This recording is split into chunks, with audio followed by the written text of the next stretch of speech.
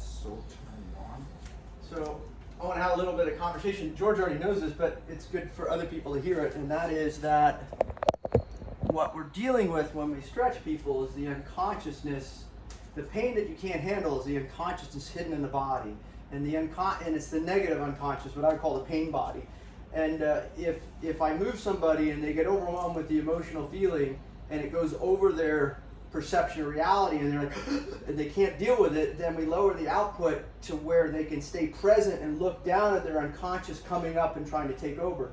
So in a relationship, or if you get in a car accident and somebody starts yelling at you and you get in a fight, you went unconscious, right? And what you're running off is you're running off patterns, and the patterns are fear and guilt and shame, all the negative energy thought forms, pride, frustration, anxiety, and then all the stuff that's above, courage and above is 200 on a scale of consciousness. And this is a little bit out there, but one of my favorite teachers is David R. Hawkins. So when we stretch people, what we're doing is we're pushing them to the limit of what they can take. And it looks like simple movements, but when we start moving somebody and generate resistance, you as you get overpowered, when you lose control or you start getting beaten, there's a part of you that's like, oh my God, I'm losing, I'm dying. And we try to stay in control as humans. And there's three major fears that humans have. And those three fears are fear of acceptance, which is your relationship with others, fear of loss of control, and ultimately what we're all dealing with the pandemic is fear of death. So the first two, if you make a post on Facebook and somebody doesn't agree with it and they're upset with you, you can see how much it eats your day. Oh, that one person's not happy with me. I've said something and they don't like my relationship or my perspective. But talk about religion, talk about sex, talk about all of your positionality in life, which are hundreds of thousands of different positions, and they go in diametrically opposed duality. So the stretching makes you deal with the dualities hidden in your body, which is your ability to where you're healthy and comfortable and functional, and then to be taken and maybe into an injured part of the body that's weak. And what's interesting is you don't have to be injured to find trauma hidden in the body, but what I'll find when I stretch you is weakness or a lack of strength, and then what shows up is you have fascia. And then when the practitioner is working on something that hurts, the person that's being initiated into finding out that, oh my God, I got misery in my body. It doesn't matter who I stretch, we're going to find something miserable. So what they're doing is you're generating force, and I'm trying to find the path of most resistance and take them consciously, as he stays breathing, into something that's miserable hidden in the body. And there's two types of trauma that people store. One is an acute trauma, which is like an accident or a divorce or your mother, disowning you or breaking up with your girlfriend or your business partner robbing you or getting beaten up. Tickled to death as a kid, it can be hundreds of little insults. People cut you off in traffic and then you miss the green light and then you miss your business meeting and then you want to kill the person that caused it, right? And then there's a repetitive trauma, which is doing something over and over again, being an athlete or playing too much tennis or a runner. And so as we age, we get tighter to defend against the body breaking down. And the reason that the body breaks down is the next day we wake up and something hurts and we don't want to use the part of ourselves that hurts. So just like in a relationship, if you get really hurt, what do? You disown your mate. Oh, I'm getting divorced. And you don't even know why you got divorced. You ask your friends, why did you get divorced? Well, I'm not even sure what she was upset about. I sort of have an idea. But these are acute traumas. And what happens is the physiology, if the mind matrix can't handle the insult, it goes and hides in the body energetically. And it shows up as tension as you resist something. Because if you didn't resist anything, you wouldn't have any problems with anything. And the opposite of resisting something is finding everything humorous, right? So if you look at somebody that's funny like Jim Carrey, he's hyper flexible. So he's hyper flexible mentally. So people don't want to believe that there's a contextual concomitant correlation, 3 C's, that between what you think and what you perceive and what happens in your physiology. And comedians live the longest of all of the races or the vocations inside of humans because they don't take anything seriously, so nothing gets stuck in their body.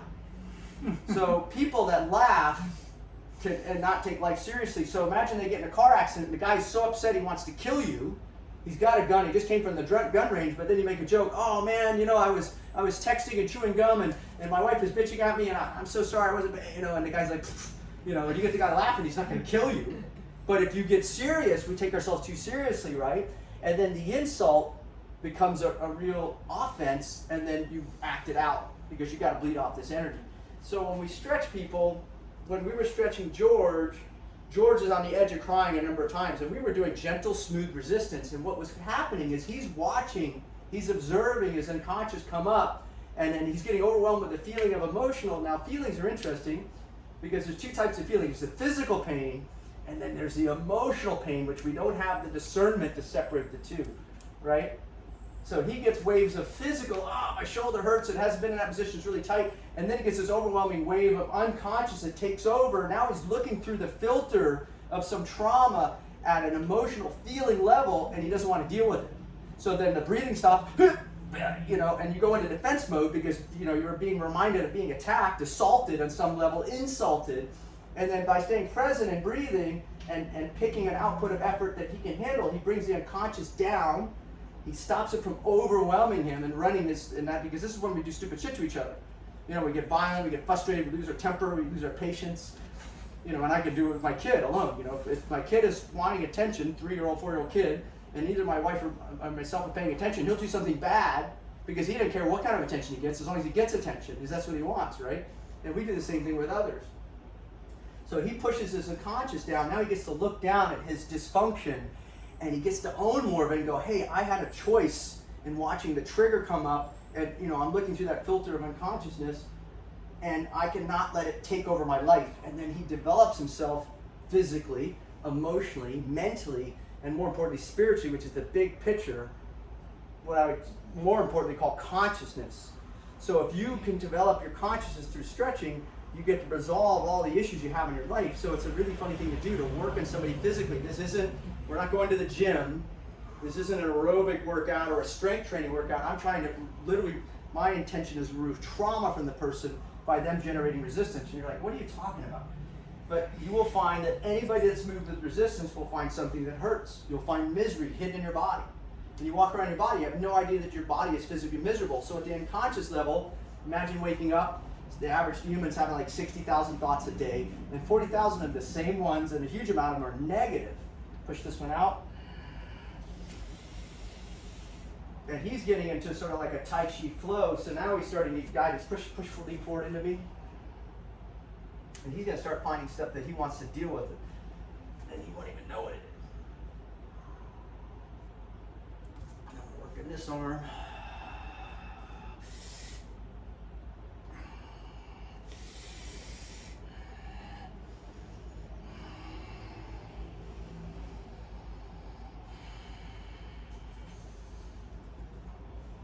He's a stomach body type, so he's very strong and generated force through the arm as he went. Most people would fail and wouldn't be able to take that sort of force in the arm. Their body weight be enough.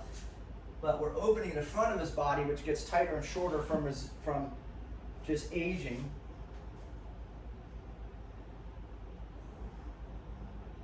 And he's teaching himself how to more aggressively go after and give me the access to the uncomfortable tissue in his body and the range of motion where he's stuck. So when somebody comes in flexible, they actually tell you about the health of the organs, because the organ is regulated and the muscle is regulated by an electrical system. And when something becomes weak, it's low voltage. So when we talk about Chinese medicine or the organ body types, we're talking about the electrical output that the body has. So press down.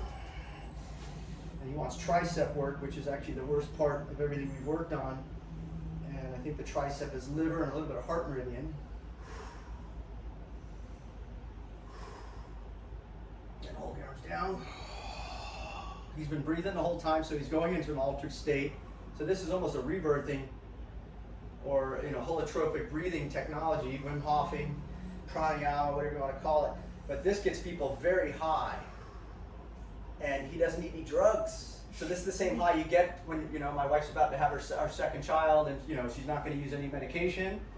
And she'll get her breathing so intense that she'll start changing her chemistry, and she'll go in an altered state, and then she can deal with a most incredibly painful thing and actually go to it. And some people will have orgasmic births. Some women, they can get into such a high state that instead of it being like negative, it can be like the most profound and primal, joyous experience, because she's, so intimately involved with the process of life. Push, go back. You'll find in certain range of motion, like right in here, at a chunk where he didn't want to resist. So there's some hidden unconscious stuff in that part of the body energetically. Push back. Yeah, it's better now. Yeah. Because George is young and strong, and so he can generate a lot of output. So it's amazing to find that in certain areas there's nothing there. There's no force.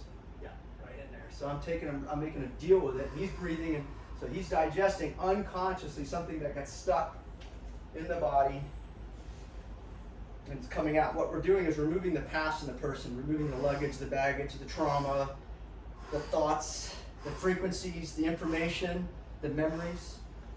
And he's outputting hugely. He's almost lifting off the ground right now. You know.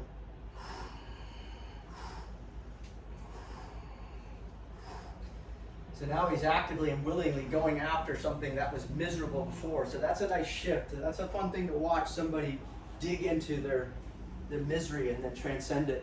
So we're so much about avoiding pain in our culture. You know, think about people dying on opiates. You know, so you're in hospice and you're dying of brain cancer, and they got you mega dosed with. You know, we're dead. We've lost our feeling. Women have babies. They're anesthetized. You know, the baby's stone comes in.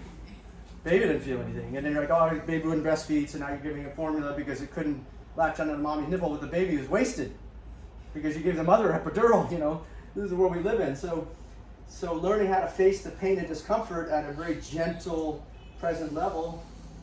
And then George, come tell us a little bit about what you feel now. So he's over here checking it out. What changed? What did you become aware of? Anything?